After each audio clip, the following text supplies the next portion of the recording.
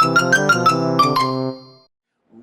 everybody to Markonomics 101 presents Hoot Loot, the place you come to be informed, be amused, but never be misled. And what you just saw before was, well, it was an attempt by somebody to amuse me and to humiliate me, but it's not going to work. And we're going to have, at the end of the show, a lot more information on what exactly happened.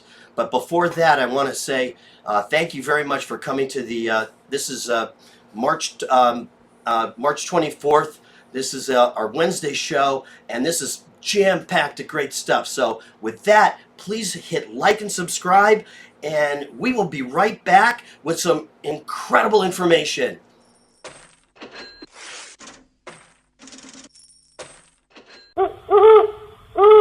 All right, so onto the charts, and we're going to see some very interesting stuff, very consistent with what you heard on Saturday. We started to really look at the higher volume and declining prices and declining volume on rising prices. Well, that has still continued. We've seen the markets try to curl over, and I'm going to go through that with you. Bit by bit, we're seeing more cracks in the wall, and we're starting to see the uniformity that you need to really go in a sustained direction. So with that, I want to start with the Dow. And what you notice here is a little bit of curling over there at the top, and a number of components are starting to break down themselves.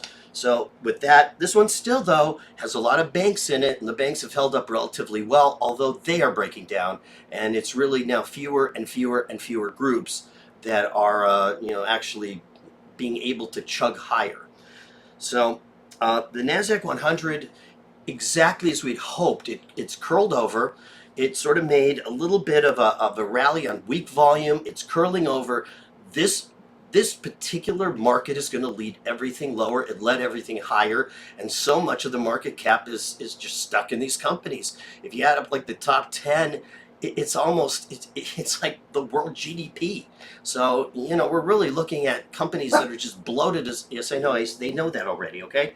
Anyway, so they anyway, we're going to go on to some other indexes. The S&P 500 tends to be sort of a hybrid of the Dow and the NASDAQ. It is cap weighted. It's also looks like it's probably curling over.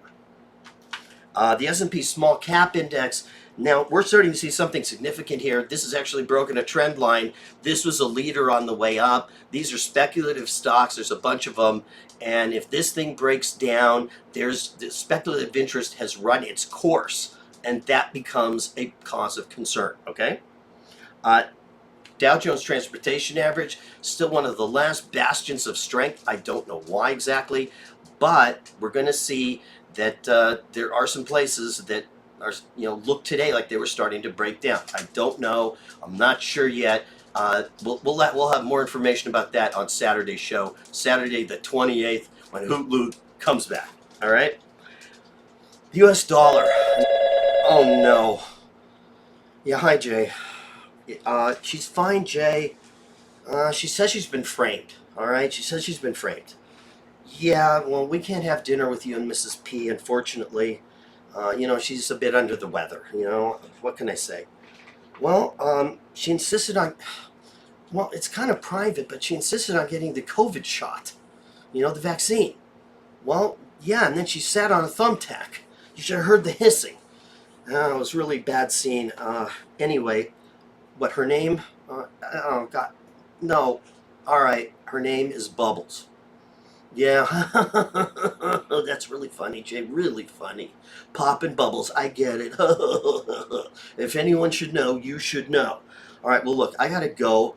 Elon Musk is calling at the end of the show, and we have some stuff to go over that's really, really important. Okay. And what? Well, I'll ask him, but he's not going to Mars, and I don't even think he has first class. Okay, but I'll ask him, okay? I'll ask him. Now I gotta go, okay? I'm gonna talk about the US dollar. Our currency! I gotta go. Ugh, God. Okay, so the US dollar is, looks like it's actually strengthening. It's somewhat counterintuitive when you consider how much liquidity is being created out there. And the reason it seems to be happening is that there is a very wide differential between sovereign bonds of other countries and the dollar, and dollar denominated bonds like U.S. Treasury bonds. Even though 2.4% sucks, okay, and I would never advise anybody to purchase a 2.4% 30-year bond to that, as Archie Bunker would do or say. It's a whole hell of a lot better than minus 0.5. So, at least it's positive. Now, I sure as hell don't know how they're going to get back to, something normal, but they're going to get back to something normal. I just don't know when exactly. And something normal is something a lot higher. So, now here's another one that again would suggest that the dollar is going to strengthen. Okay, that one of the points of this show is that commodity cycle that I've been talking about looks like it's probably crested for the time being. I don't think the long-term bull market in commodities is over, but I do think the short term, they've gone up so fast, so hard that you're going to have a reaction. Okay, so the Bitcoin Trust is in Head and Shoulders. I've kind of alluded to that, and it looks like it's breaking down. It actually looks like it's breaking down. And all those people that were so smart about buying Bitcoin because it was going to $1 trillion a coin. Oh God, no, it's not going to $1 trillion a coin. And by the way, the biggest holder of Bitcoin, last I heard, is the FBI. Okay, and there is no owner, nor no one who claims to have started Bitcoin. That is a red flag. Think about it. All right. The Commodity Research Bureau, this shows inflation, but it also shows that inflation just may have crested a little bit, that the price pressure on commodities is just not there. And again, I'm looking at this personally as a longer term bull market, but a shorter term reaction. Things get overheated, overblown, and look, this thing is doubled in like a year. So when you double in like a year, you can certainly take a period of time to go sideways. You can go down a little bit because everybody was piling onto this trade. Goldman Sachs just came out recently and said, pile in. Good timing, Goldman. All right. This is Commodity Research Bureau for 5 years. See, when you look at this little pullback, it's very insignificant by comparison to how much this thing has just shot up like a cannon. And when you look at that, it is, even if it comes back a little bit, you still have some price inflation out there because it's going to be measured. It's going to work its way through the economy. Okay. In other words, that whether it's Ace's dog food, my phone, whether it is the First Lady, there are petroleum products in all of them. Okay. And so basically it has an impact. Everything needs to be transported too. So it's critical in the cost of goods. So you have to keep an eye on it. It also tends to suggest, exactly, it tends to suggest what sectors are going up. And we're going to show you some of those. This is unleaded gas. That has been the primary driver of commodity inflation has been energy. And this too looks like it's in a rounded top and may just pause for a while. This is the Invesco Agriculture Fund. This shows food prices. It looks like it's broken down. It was in a parabolic phase, and again, that can happen again, but it is paused for the time being. So it's I would never recommend purchasing something that is in a parabolic phase because you never know when that phase is going to stop, and they don't spend much time at or near the peak. They basically spend about 2 seconds there before you know it. They've gone down the 30%. They just went up. And so, your profits go like that.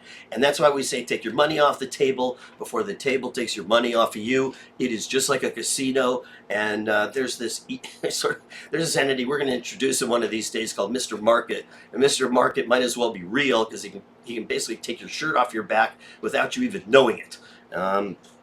So this is the Invesco Base Metals Fund. This is again like lead and zinc and copper and aluminum and those kinds of things. Very tin, very basic to construction. And they haven't broken quite down. This is one of the few charts that actually shows they're still in their uptrend, their parabolic trend. We'll see. Okay, gold. Now this is something that ought to be going up. I don't know why it isn't. But I pounded the table for this. It's curling over again. Probably the reason it's not is the dollar is so strong. Now, why the dollar is so strong probably is a differential in interest rates. But on the other hand, with so many stimulus checks going out, I just, I really don't get it entirely. But, part of this, at least with gold, definitely has to do with the dollar. The dollar going up, probably what I read is that the short interest got too high, that people are too short the dollar, too bearish. And so the dollar had to kind of do a counter trend rally to sort of, shake the bears out. That's what markets do. That's why you can't stay in them for a long time, because the counter trend rallies are vicious and shake you off. They basically throw you off the horse. So copper miners ETF also broken down below parabolic. And isn't it ironic? Goldman Sachs, again, I'm sorry, I don't mean to be critical of Goldman, but Goldman Sachs just had a buy signal on this, and they waited after a 500% increase. Now they're bullish on it. Okay. Would someone from Goldman maybe subscribe to the show, and maybe you could show this in your staff meetings, please? Because right here, advising people to buy a stock when it's gone up 500%, not such a good idea. All right, 7 to 10 year treasuries.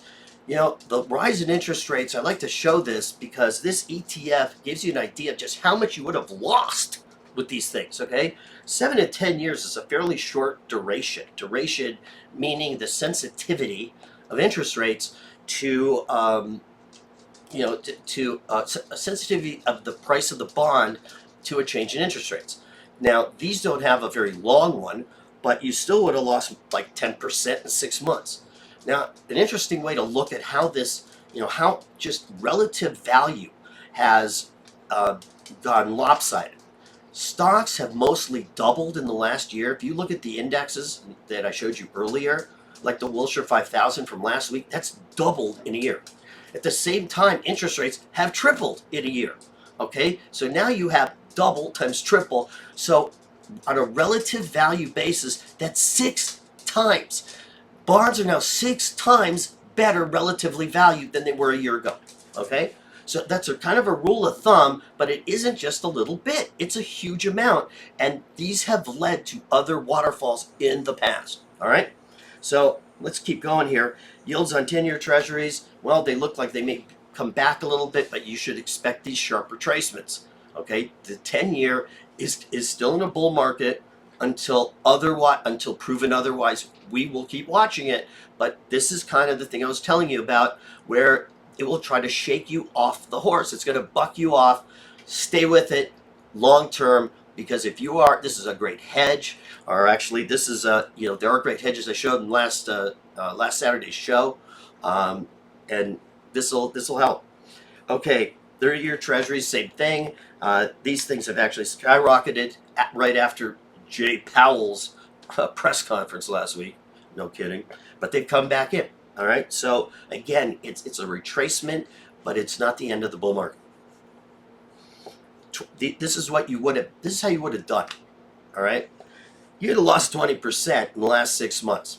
Now, how's that for a safe security? 20% you would have lost in a risk-free, supposedly, U.S. long-term treasury bond. Let that sink in for a minute. You would have lost 20%. 20%. You might as well buy, GameStop or something. Anyway. All right, so we're going to go now to the big cap companies and what they're telling us. This is Apple. Apple was the first to break down, and it is now looking like it is going to continue its movement on down. And Apple is key. Apple turned up first on the way up back in March of last year. Apple turned down first a couple months ago. We pointed it out. We said, something to look at. All right. Amazon, same thing. Look at that half, that half-hearted rally. That's what's called a bear flag. And what that means is that you had a drop, you had a period of consolidation like a stair step, and you'll have another drop down. Okay. At that point, that is likely to be a bigger drop because it's going to be in concert with some of the other companies that are turning over. And almost all of them are right there. There's really nothing left that says, yeah, we can go further. All right. Well, except Facebook, I spoke too soon. Well, anyway, Facebook, it did turn down today. It did turn down at a very interesting point, and I think actually on Saturday I might redraw this because I think Facebook actually now has turned into a negative pattern, although it looked like a pretty good pattern. I mean, it did, but this is still worth $800 billion. $800 billion for censoring your speech. That's a pretty good gig if you can get it, I think. Okay, Google. Here you've got the owner of tens of a Google number of companies. Okay, the reason they call it Alphabet is because they own everything. You know, they own every conceivable kind of business. But it's in a damn good uptrend, and it's still. I'm extending the island top out, but again, that gap could happen tonight. It could happen tomorrow night. It could happen anytime. The market's teetering on the edge, and that's the thing. People are so convinced and complacent that the market can't go down that there's no one left to buy, and this is another case of it. Microsoft again looks really good here, with one exception. It's right at its trend line, right about to break down. One more day, we pretty much push everybody to negative territory, and we have a uniform market on the way down. It's starting to happen. We're seeing days where the Dow goes this way, NASDAQ goes that way, Russell goes that way, mid caps go that way, transportation goes this way, but not now. We're starting to see things act together in concert, and that is a sign that the direction now is probably firmly down and that we have seen our highs. Odds are, I'm gonna leave it at that. Odds are, I don't know it for sure. Lots of things can happen. There are lots of surprises, lots of unpredictable things. Nvidia, also, it doesn't look like it's actually made much of a bounce. This is a semiconductor company, and this is like really trendy and hot and hip, and they make gamers for all you millennials that sit in your basements right now. I want to say hi to you, and you're probably using an Nvidia chip. And anyway, let's keep going. Netflix, or you're watching Netflix. That's the other thing you could be doing.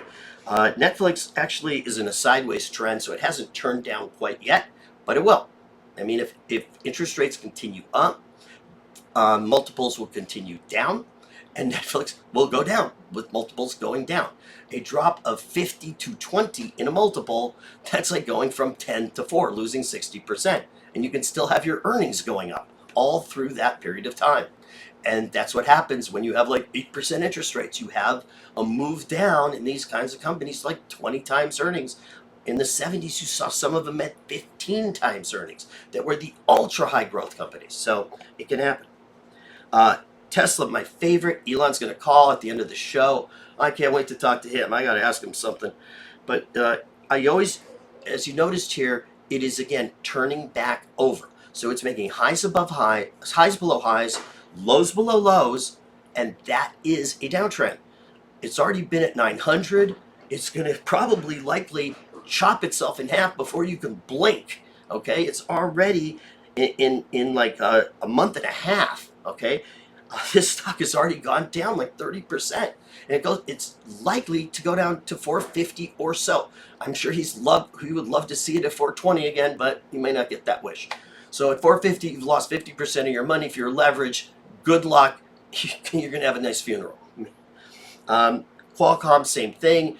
Good company, rolling over. And even though there's a chip shortage, and I read about it everywhere, Qualcomm is still going down because all that's been priced in. And that's why. The Renaissance IPO holds IPOs. And so the reason I put it in is I want to show you some of the delivery, dispatch, ride sharing IPOs that basically hold a portion of a GPS system, and that's the only asset. The absolute most ridiculous ones in the world. Here's the most ridiculous one, DoorDash. Now here's a company that comes out at $90 billion. $90 billion, yes, $90 billion, okay? And what does it do? It delivers hamburgers from point A to point B. Okay, now if that makes you worth $90 billion, then why isn't Domino's worth $1,500 or thousands, billions, or trillions of dollars? They deliver and they make their own food. and they're branded already.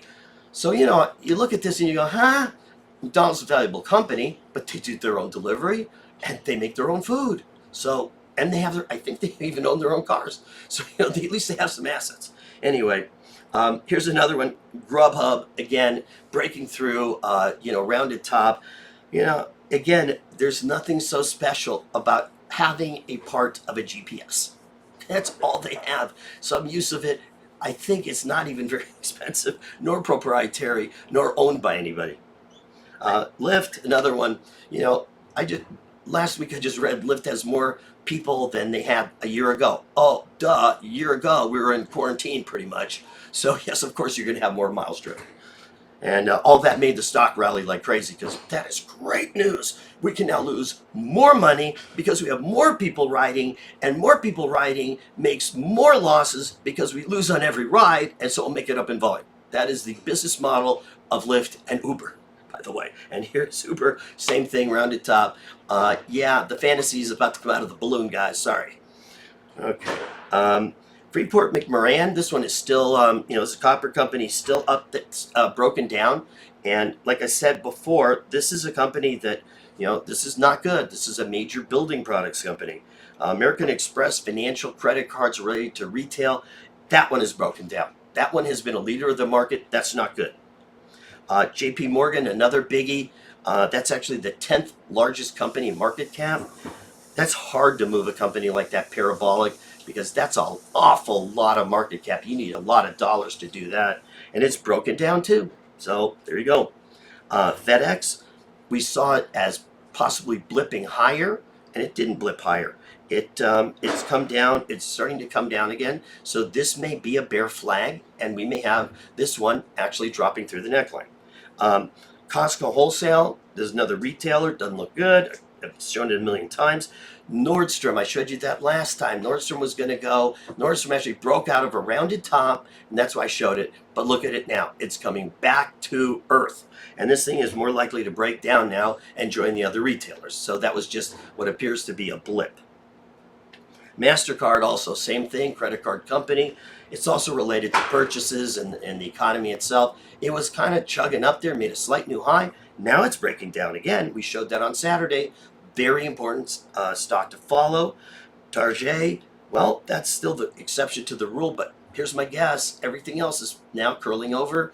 This is where it's going to stop. It's going to stop at that trend line. We'll see. But Target has done very well, and it's continued to go up. Now, this is just a random one.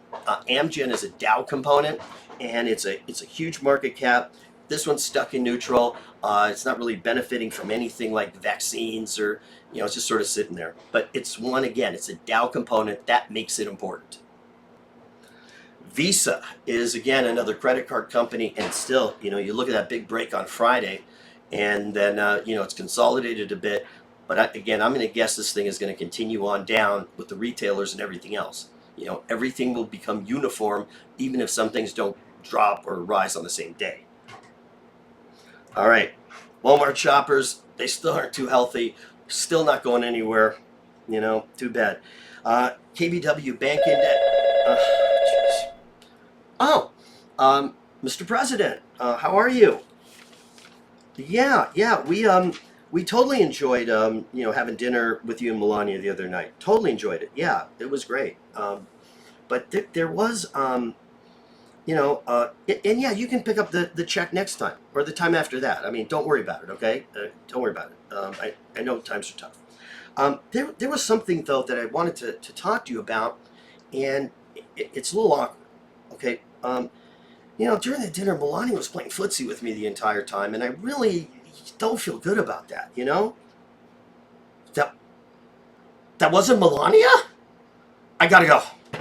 Okay, so let's go back to the KBW index. I'm gonna have a drink. All right, KBW Bank Index, as you can see, it is now breaking down and no longer exhibiting the leadership that it did before. The airline index has been cited by me as the biggest joke on earth, and it still is. But the market is the market, and just because airline traffic is surging in the U.S., oh, whoopee-doo, but have you forgotten that some people can't fly without a vaccine? So that means the population of flying people has gone down. And with Zoom, you have no business travel to speak of, or is not necessary. So there's going to be a lower demand for airlines. Okay, they're never going to make that kind of money again. And here's how you can participate in that fabulous sector. It's called Jets, like the Paul McCartney song. You know, Paul McCartney and Jets. And if you wanna just parabolically have some hope, this is the Parabolic Hope Company. Big oil, well, big oil has turned over. And big oil is something that is used to transport people, transport goods, and it looks like it's either curling down because of the belief of an oncoming recession or shale oil. Not sure which, but this is something we did talk about before, that it becomes uneconomical. About 70 is when shale oil starts kicking in. They go on production pretty quickly. So this is the S&P regional banks. These are the small ones. This is also broken down from a parabolic move. All right. Semiconductor index is getting there. There's a shortage of chips, but these are a huge portion of the NASDAQ. I don't see how they will not join it on the way down. Shortage of chips or not. It's a competitive business, and there are lots of competitors out there. So they're not going to earn any sort of royalties or extras off of some temporary shortage. Okay, it's just not going to work. What it's going to do is keep them from producing all they can produce, so they earn less money. Okay, that's the effect, not the other way around. All right, and then we have finally our Reddit rebel friends with GameStop. It did break down, I guess, because they announced earnings today or yesterday. Yeah, I guess they don't make all that much money, and they didn't really say anything about having any earnings. So there you go. The nice buy signal that we had for it kind of petered out. And finally, AMC Entertainment. And, this one also kind of on the way down. I am now really baffled as to what happened, but you got your second shot in, guys, and, congratulations for that. Anyway, I wanted to say to everybody, thank you very much for being here. This is Hoot Loot. This is the March 24th edition. Please like and subscribe. And in a minute, we're going to have Elon Musk on the phone. I'm going to get him on the phone and hit like and subscribe. And we will also see you on next Saturday. Oh, Elon, hi, how you doing? Jay has been trying to reach you, but he's missed you a bunch of times, I understand. Well, yeah, I did give him your number. Was I not supposed to? He called you 10 times today? Well, he does want a couple tickets on that, that Mars trip that you're providing for everybody. Yeah, I know. That's what I told. Well, not exactly, but that's kind of what I told him. Anyway, so I've been trying to talk to you about this Bitcoin thing, and replacing it with Hoot Loot. Have you seen our Hoot Loot? Okay, well it's the logo of the show, and the thing is, Elon, the other thing I want to talk to you about is this Mars thing again, because, it seems like you can't stand the government. You always hate the regulations, like the SEC and all that. And I applaud, a little bit of the rebellion, but on the other hand, that's where all your money comes from. All those subsidies they give you. How can you get away with both? Elon? Hello? I guess he's gone. Anyway, thanks everybody.